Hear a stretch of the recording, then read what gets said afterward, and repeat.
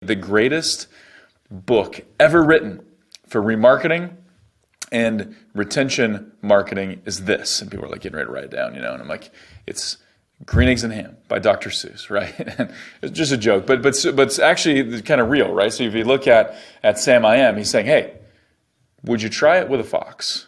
Okay, got it. But would you try it with a box? What about on a trainer? What about in the rain? What about? And so it's like coming at this from different angles. Like, would you try it here or there? Would you do? And eventually, and obviously he's a little bit pesky, a little bit too much maybe. But eventually the guy's like, fine, I'll try the Green Eggs and Ham, and then he loves it. So that's the story. But that's sort of what we should do, but in a cool way, in a charming way, in a fun way, in a funny way.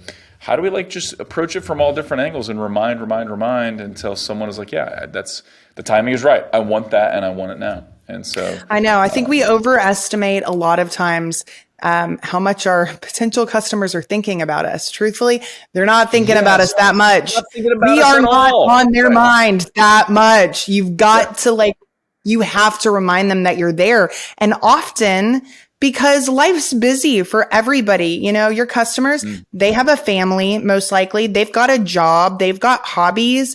They've got things on their mind, and they are not sitting around thinking about you. Even if that problem that you solve is pestering them on a regular basis. Yeah.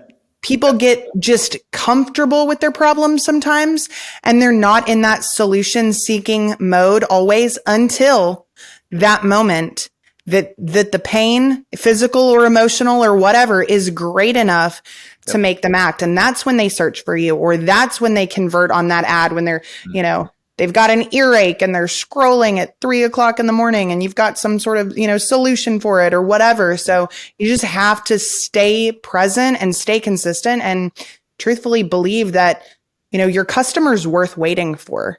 And that they, if you are asking them to give you their money and their time and their attention and hopefully create this long relationship with you, you have got to be willing to, do whatever it takes to gain their trust and their business.